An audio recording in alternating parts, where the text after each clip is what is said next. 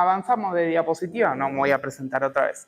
Bien, voy a aprovechar que tengo un poquito más de tiempo a contarle un poco más en detalle qué son las mareas rojas. Bien, las mareas rojas son floraciones algales nocivas. ¿Qué quiere decir? Son microorganismos que crecen repentinamente, abruptamente en cuerpos de agua. Específicamente yo me voy a enfocar en marinas. Estas floraciones, que son las floraciones nocivas, pueden ser de dos tipos, tóxicas y no tóxicas. Yo entre las tóxicas y las no tóxicas me voy a enfocar en las tóxicas. ¿Sí? Aquellas que no son tóxicas son nocivas porque producen o por lo general daño mecánico, ya sea por algún tipo de espícula, algún tipo de mucus, y por lo general afectan a los peces u organismos filtradores. Y en los casos de agua de río a veces también complejizan o dificultan los procesos de potabilización. Pero bueno, avanzando en las mareas rojas. Bien, haceme 1 o 2 clics porque esta diapositiva va por partes. Bien, ¿cuál es el problema con las microalgas? Bueno, son la base de la red trófica del ecosistema marino. Y ahí vamos a encontrar digamos, mis 3 amigas, pero que no son tan amigas de la sociedad, que son los géneros Alexandrium, Dinophysis y Pseudonychia. Las 3 son tóxicas, producen toxinas diferentes, ¿sí? Toxina paralizante de molusco, toxina diarreica de molusco, toxina amnésica de molusco. La amnésica ya se imaginarán lo que les produce, en tanto que se puede olvidar de algo, la diarrea ya sabrán entenderme, y el problema más grande lo tenemos con la toxina paralizante porque, bueno, es el problema que genera, ¿no? Una intoxicación grave implica la muerte. En general de organismos, en general de mamíferos. También puede afectar a aves. Bien, lo que tenemos es que estas toxinas pasan a través de la red trófica y no necesariamente a todos los, digamos, afecta a todas las partes de la red de la misma manera.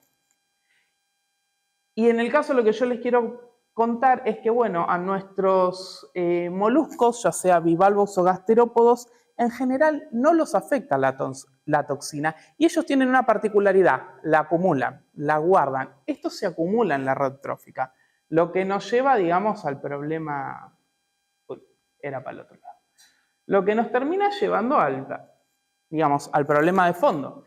Podemos tener mortandad de peces, podemos tener mortandad de aves, podemos tener mortandad de mamíferos. La toxina paralizante de moluscos se ha asociado a la muerte de ballenas. Eso es algo que la asociaron hace poquito, ahora en 2022 creo que fue, que encontraron restos de toxina paralizante en las ballenas.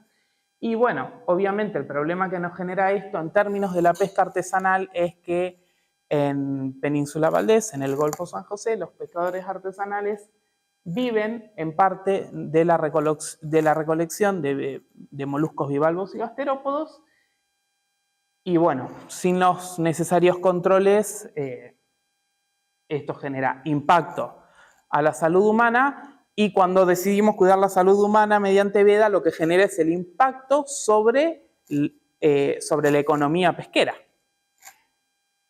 Bien, esto ya lo conté hoy. Esto genera a grandes rasgos los problemas de salud y mortalidad. Ese dato que yo le puse, 2.000 casos con el 15% de mortalidad asociada, son los casos de registro a nivel mundial. En todas partes del mundo hay sistemas de monitoreo con mayor o menor grado de amplitud, eficiencia, recursos, tecnología. Ese dato de 42 millones de dólares es un dato que yo extraje de un trabajo de Chile. En Argentina no está hecho el estudio de impacto económico a ver cuánto daño nos genera. Chile tiene un sistema más centralizado a nivel nacional, nosotros tenemos uno más fragmentado por provincia. Pero bueno, para que tengamos como una idea de referencia. Y bueno, esto que yo le decía hoy, entiendo que todos en algún momento lo que nosotros cuidamos, porque además para nosotros es muy importante, no solo en términos de recurso biológico, biodiversidad, sino que también es el turismo, que es lo que es el impacto sobre peces, mamíferos y aves costeras, porque forma también parte de nuestros circuitos turísticos. Hoy también yo les conté, nosotros ya tenemos, la provincia ya tiene establecido un buen plan de monitoreo, un registro y un aviso, ¿sí? En la parte específicamente en la que trabajo yo, que trabajo yo, digamos, dentro del laboratorio de hidrobiología junto con NOES en la parte de identificación de especies tóxicas. Y mi trabajo de tesis doctoral lo que se está centrando es, bueno, en analizar estos datos, porque la provincia viene juntando y acumulando datos en registro papel y digital desde hace 40 años. Yo arranco a estudiar desde 1985, el primer caso registrado en 1980, para que tengamos una idea. Se imaginarán que en todo este tiempo se han tomado datos, diferentes personas a través de diferentes metodologías, son datos con mucha variabilidad, responden a muchos criterios. Y lo que les quiero contar es, bueno, en esta primera etapa, porque yo llevo recién mi primer año como becario, les quiero contar hoy de lo que pude sintetizar 3 ejemplos sencillos, pero que para mí son relevantes para seguir y que sean la base de los siguientes estudios, investigaciones y análisis que tengo que hacer, que son: la provincia tiene diferenciada en el Golfo San José 3 áreas sobre las cuales se veda, ¿sí? Se resuelve vedar o no. ¿Sí? Esta es una de las cosas que ahora en un ratito les voy a mostrar y que sometí a análisis. Lo siguiente es, bueno, las vedas, además de estar diferenciadas por área, o sea, por región geográfica, pueden estar diferenciadas también por especie, ¿sí? Por tipo de organismo.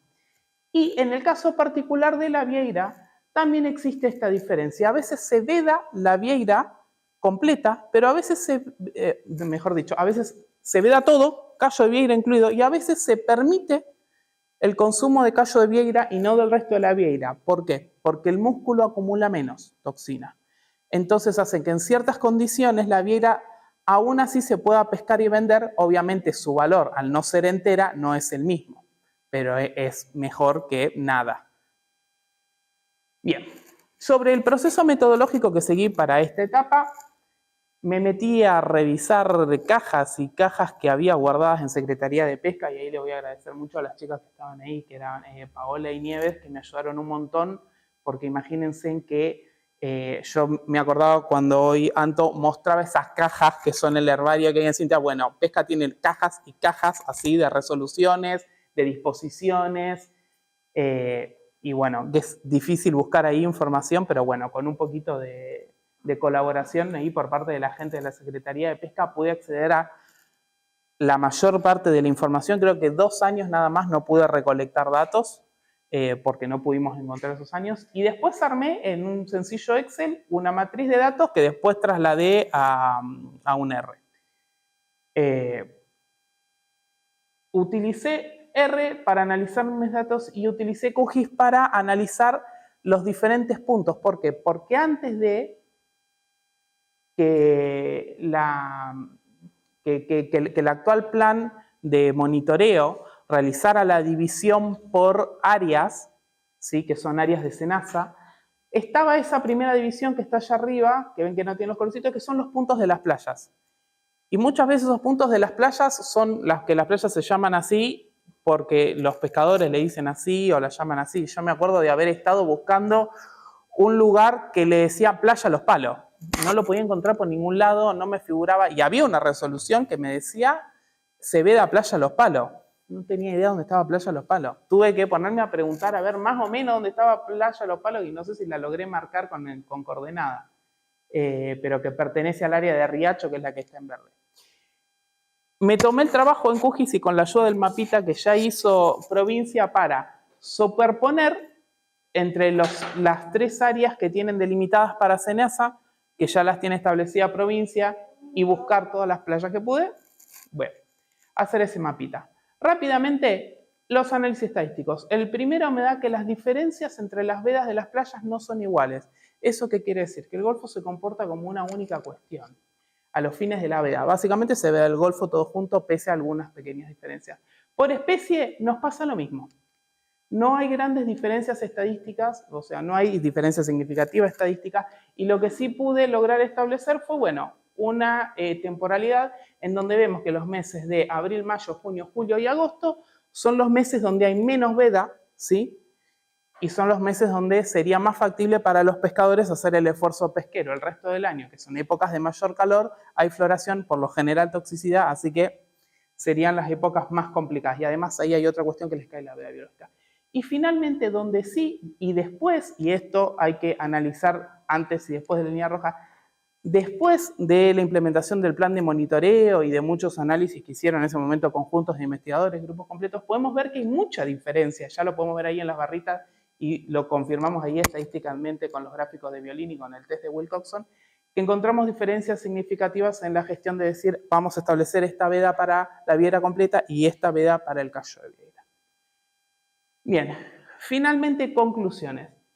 La implementación muestra, digamos, que la implementación del plan de manejo de monitoreo y control de marea roja desarrolló diversas estrategias para reducir el impacto socioeconómico en los pescadores.